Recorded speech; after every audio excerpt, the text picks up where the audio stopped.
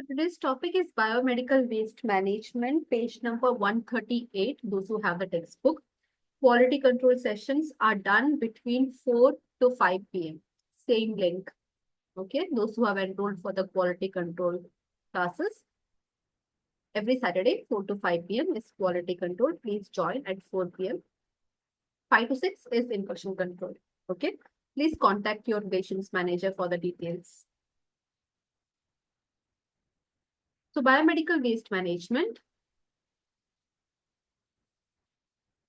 page number 138.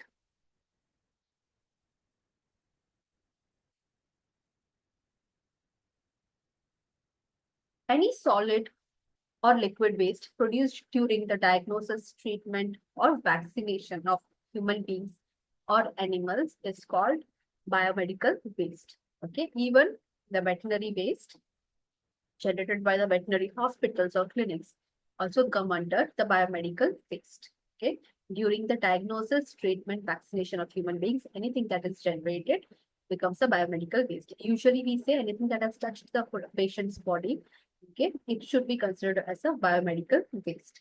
Okay, and then out of the entirety of the waste that is produced by the hospitals, 85% of them are non-hazardous. They're general waste, okay? Plastics, papers, okay? Bits and pieces of food waste and everything. Those are general waste, non-hazardous, okay? But 10% of them are infectious, hazardous, and 5% of them are radioactive. If at all, the hospital also has a radiology department, nuclear medicine department. So 5% of the waste comes under radioactive chemical waste. Okay. And the 10% comes under the infectious hazardous waste.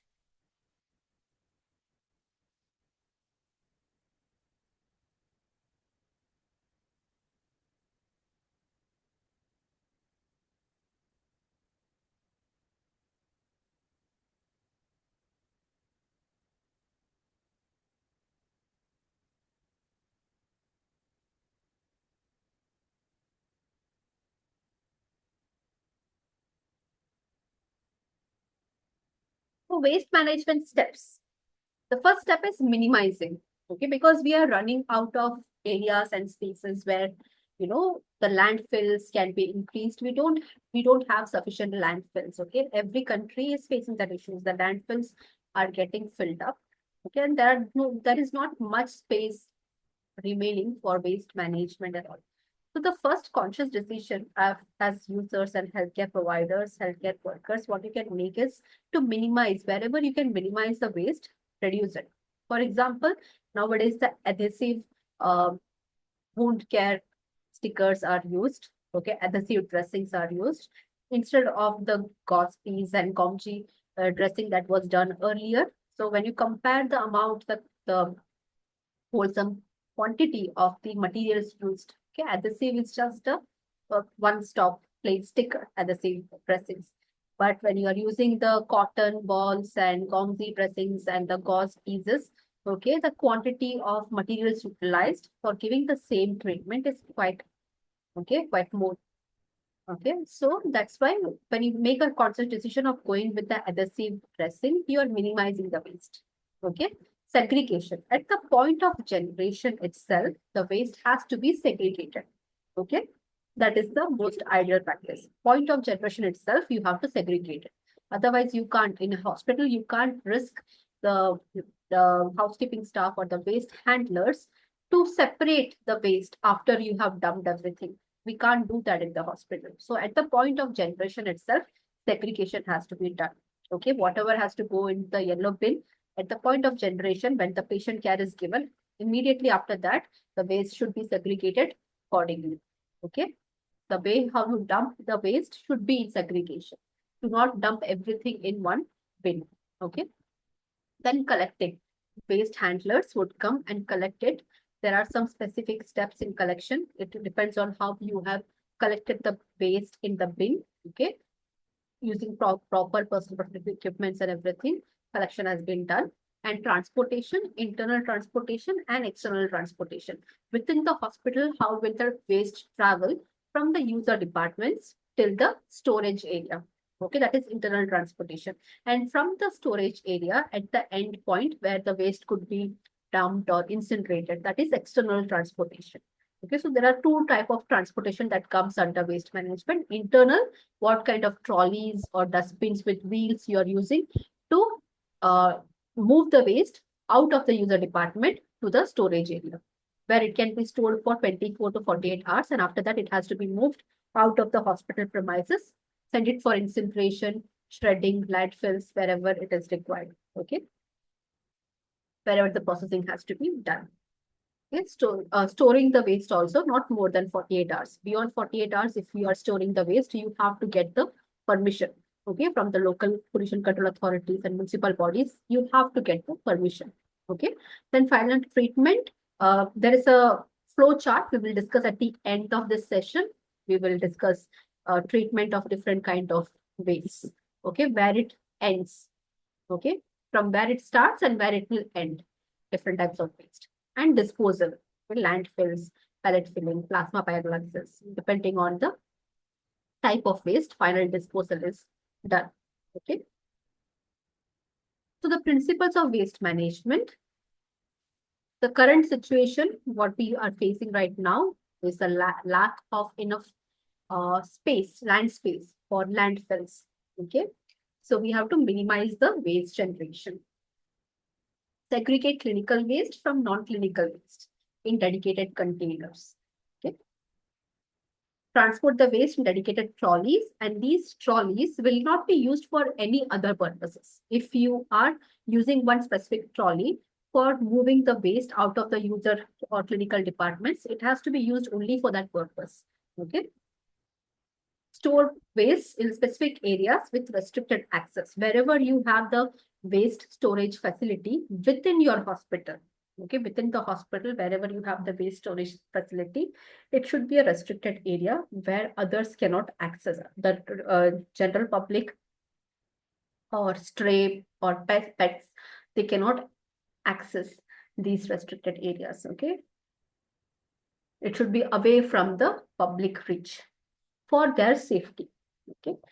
Collect and store sharps in sharp container, which is made up of plastic, metal, with, with a lid that encloses. Okay, and there should be a biohazard symbol as well in whatever container you are getting the you're collecting the sharps. Okay, it should have the biohazard symbol. We'll discuss the symbol also later in this session. Trolleys for biomedical waste should not be used for any other purposes.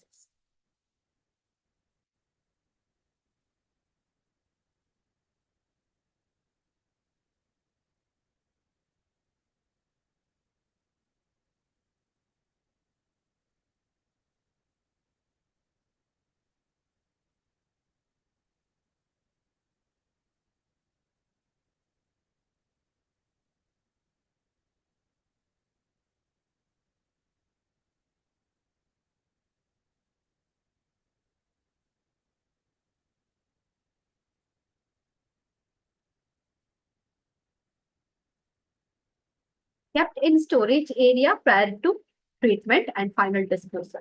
All the biomedical waste is kept in storage area before the final disposal, usually only for 48 hours, not more than that. Okay.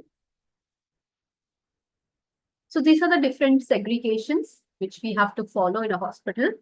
Infectious, non-infectious sharps. Sharps are also of two types, infectious and non-infectious. Glass, cytotoxic or radioactive waste. Usually chemotherapy drugs come under cytotoxic waste. Okay, radioactive waste also, anything that comes out of a nuclear medicine department also is classified under radioactive waste. Okay, and microbiological, pathological waste, usually that comes from the laboratory, diagnostic laboratories that the hospitals have. Okay, laboratory also have different segments. Okay, hematology, biochemistry, microbiology, pathology. Okay, biopsy department. So there are different types under a laboratory, clinical laboratory. Okay, so the waste from all these segments come under microbiological or pathological waste. Then disposable plastic, that is non-infectious. General waste, paper waste, cardboard, again it's non-infectious. Okay. So according to WHO, World Health Organization, there are 4 different categories of waste. Okay, and color coding is given accordingly. So highly infectious waste, all the infectious waste, so especially the ones that are touching the patient's body or are soiled with patient's body fluids or blood, okay, that comes under yellow. It's marked highly infectious. Okay.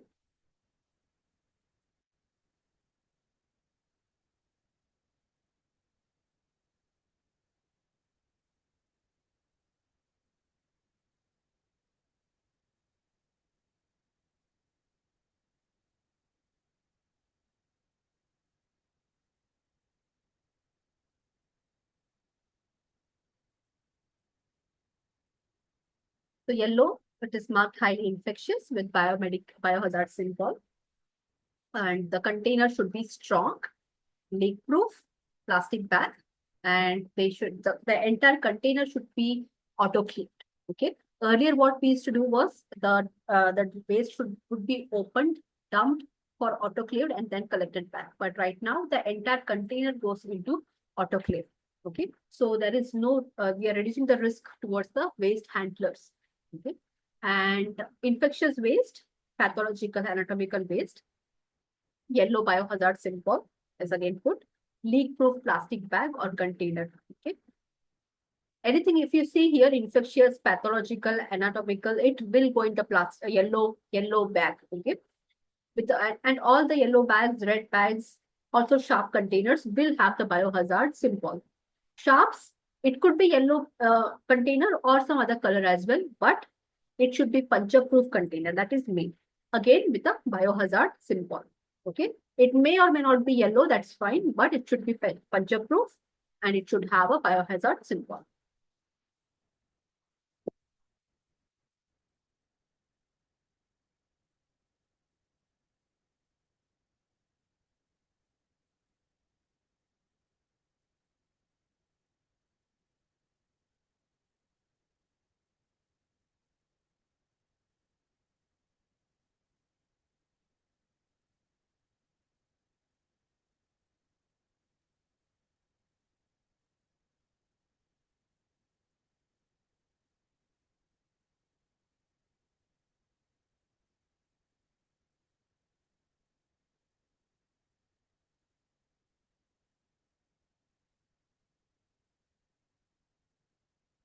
Chemical and pharmaceutical waste, it's brown labeled, appropriate hazard symbol should be there, plastic bag or rigid container. Okay, radioactive waste, any color, but radiation symbol should be there. And it should be a lead box because lead can prevent radioactivity from leaking out of the container. Okay. General waste, black bin, black bag, and plastic bag. It's fine. Treatment of clinical and hazardous waste, hospital should outsource the biomedical waste management when authorized contractor as designated by the State Pollution Control Board. Proper segregation should be implemented and monitored at the point of generation. Use personal protective equipment. You can see here these personals, how they are carrying the biomedical waste. From top to bottom, they are covered in the personal protective equipment. Okay, gown, head cap, entire gears are there, mask and everything is there. Okay. At all the steps of biomedical waste management, it's ideal to be wearing a personal protective equipment for your safety. Okay. And you can see that waste are transported in a closed container. Okay. To avoid spillage, here you can still see that it's a little bit open. It should not be ideally. It should be completely closed. Okay. Ideally, even this gap should not be there. And the contractors are authorized by the State Pollution Control Board. And it should be between 75 kilometers of the radius of the hospital. Okay, 70 to 75 kilometers far away, it's fine. Okay. And these are the different types of treatment that we give to the waste before the final disposal is done. So when it comes to sharps, pre-treatment is required for handler safety. Okay, so before you dump the waste into the sharps container, usually some people go for that uh, electrocuting the needle. Okay, that can be done. And then autoclave and microwave the shafts, then shred the shafts, and whatever shredded particles remain, that goes into the landfill. Okay. Sometimes you can also do plasma pyrolysis, that is burning the shafts in the absence of oxygen. Okay, that is plasma pyrolysis. Without using oxygen, the shafts or any other infectious waste are burned. Okay, a gas is released, a gas is produced. Those gases can be utilized for other purposes as well. Okay. Deep burial in a secure area can be done of whatever ash remains of after this plasma pyrolysis. Whatever remains, it can be deep buried. Burial should be at least 2 to 3 meters deep, very far away from the groundwater levels. Okay, because you don't want to pollute the groundwater level with biomedical waste. So at least 1.5 meters distance should be there between the burial area and the groundwater level. Okay. The waste that require incineration, which you burn completely, anatomical body parts. Okay. In hospitals, amputations are done. Okay, so whatever amputated body parts are remaining, so those has to be taken off. Animal carcasses, animal dead bodies, cytotoxic drugs are also incinerated. That is chemotherapy drugs, expired chemotherapy drugs and all are incinerated. Except for mercury, any other toxic laboratory chemicals can be incinerated. Okay, you should not burn mercury. Okay, may be incinerated. Any non-plastics that has touched the patient's body, that is gauze, peas, and everything. Okay, they are not plastics, but they can be incinerated. And when it comes to plastic, if you want to burn a plastic, you have to make sure it is non-chlorinated plastic. Non-chlorinated plastics can be burnt. Okay. Nowadays, the waste bins that we get, the waste bin liners and all that is available, they are non-chlorinated. Okay. So it can be burned. Then the waste that should not be incinerated, materials that are treated with hypochlorite. Anything that has chlorine should not be burned. Anything that has mercury should not be burned. Okay, that is what you have to understand. So any item that was treated with hypochlorite, bleach, okay, chlorinated plastics, volatile waste like mercury, okay, fluids which are contaminated with plastic or non-plastic should not be burned. They should, so what can we do if we can't burn the thing? If we can't burn the waste, it has to go some other treatment, right? Before disposal, it can be autoclaved, microwaved, and then if it is a solid material, it can undergo shredding, and whatever remains, it can be put into landfill or deep burial. Okay, so either burn it or autoclave it. Okay. Deep burial, this is not given in the textbook, it's just for your understanding. So this is how the deep burial is, at least 2 to 3 meter deep, 1 to 2 meter wide. Okay, and in between the biomedical waste, cemented layers are put. Okay, they will put a clay layer in first, and then some soil layer, lime layer, then biomedical waste, then again a cement layer or soil layer, another a layer of biomedical waste. It's like that. Okay, and then it is closed with cement. It is embedded with a wire mesh and it is closed with cement so that outside creatures, pests, animals should not reach it. Okay, and then soil is used to cover it. 50 centimeter of soil is used to cover this area. And on both the sides, you can see there is a mound, earth mound, okay, which is a slope. So this prevents water from directly going into the deep burial in times of floods and everything. This kind of earth mount structure, that is a sliding earth mount structure. So it prevents the water from reaching the deep burial.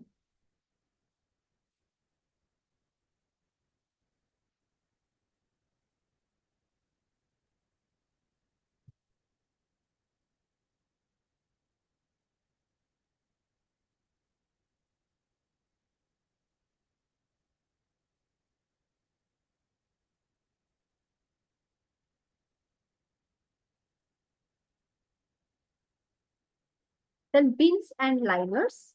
Optimum number of bins should be there throughout the facility.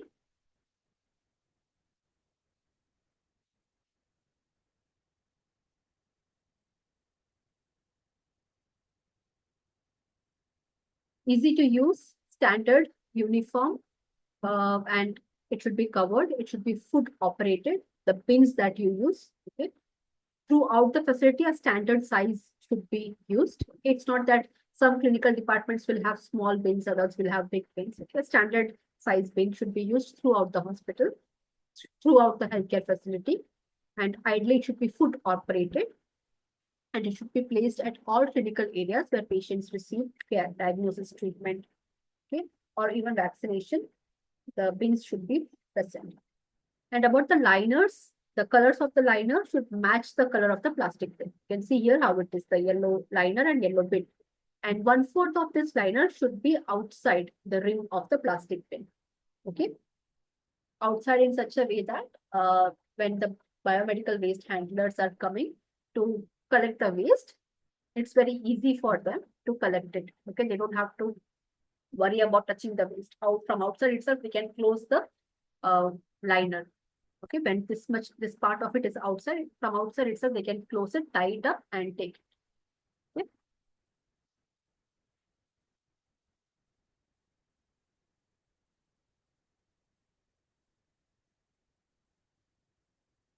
It should be biodegradable and non-fluorinated.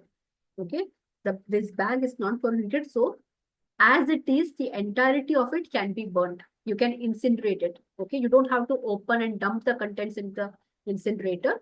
As it is, the entirety of this biomedical waste can be incinerated. Okay, it should be leak proof and it should fit the container properly.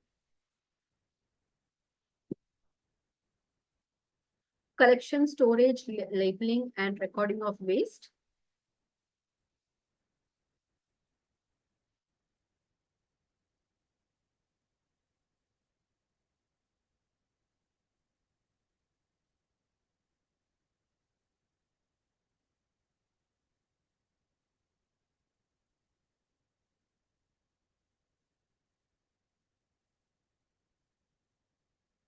The label includes waste type, site of generation, date of generation.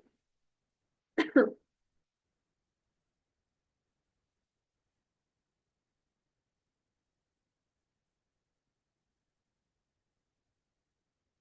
these are the different types of labels used. So you can see here what all details are mentioned. Storage at a safe point of generation. It should be stored for an interim period for 6 hours and all.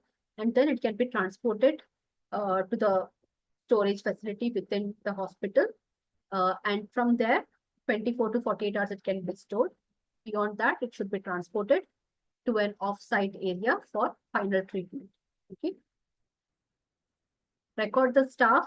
The staff on duty should fill the waste book, at what time, who came to collect, okay, the code number of the waste, and the weight and size of the bags before you hand over it to the waste handler. When it comes to liquid or chemical waste management, chemical disinfection of liquid waste in areas of generation, disinfection, 1% of sodium hypochlorite, bleach is used for 30 minutes. So whatever liquid waste you have to mix it with 1% of sodium hypochlorite. That is the bleach for 30 minutes. After 30 minutes, this entire solution, you can discard it directly into the drains. Okay. It will go into the sewers. It will not affect the sewers because sewage system, because by the principle of dilution and dispersal, the pollutants will become physically spread out. So it will not cause any harm to the environment. Okay. It's like you're dumping a bottle of waste into the ocean. Okay, the ocean does not get polluted with just one bottle of wastewater, right? Like that. So that is the principle of dilution and dispersal.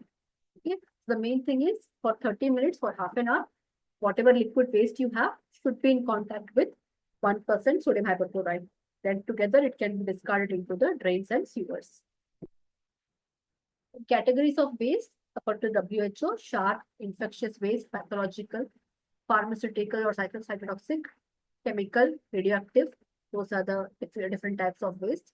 In the textbook, a table is given. You can just go through the table to find out the examples of this. Okay, there are 6 categories given by WHO. That you can just read on your own. What all examples come under that. So these are the symbols, okay, which you should be aware of. This is the cytotoxic symbol, which means this whatever waste is inside this bin can cause harm to the living tissues. Cytotoxic, toxic to the cells.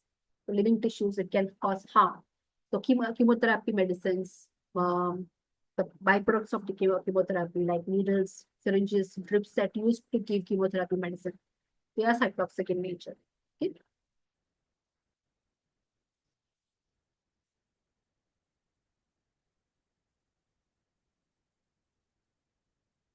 Biohazard, a risk to human health or environment if from biological work, especially with microorganisms. Okay, microorganisms can infect the human being as well as the environment around. Okay, then this yellow symbol with that fan structure, three petal fan, and this yellow triangle, that is the sign of radioactivity. Okay, usually the products of nuclear medicine, you have to mark it with this label. This is corrosive label, substances that can destroy, attack, or burn the living tissues. Okay, usually it will be used in laboratories and all for acids and all. Okay, corrosive liquids and all. This is the highly flammable symbol, things that can easily catch fire, oxygen cylinders and everything. And finally, the classification of hospital waste management, different treatment methods.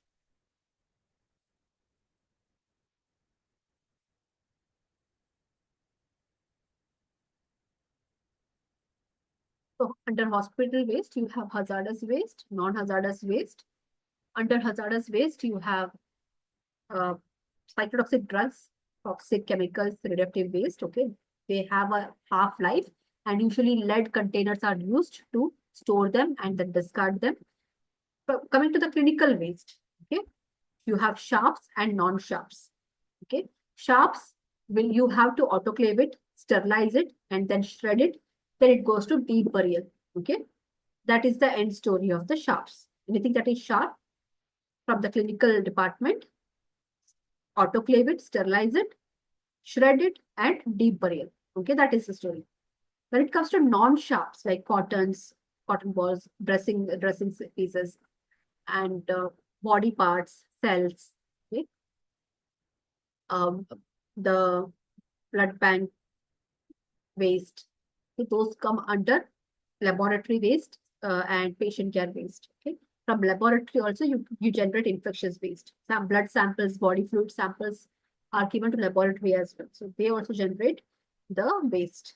Okay? So from clinical part also in the laboratory, you get non-sharp waste. Non-hazardous waste, it's easy. Whatever is recyclable will be recycled. Biodegradable will be put into kitchen. Okay. For made into it will be made into compost and used in the garden. Okay. And whatever is recyclable will go to the market. Others will be discarded off in a black bin. Okay. So from the clinical waste from patient care, again, you have plastics and non-plastics.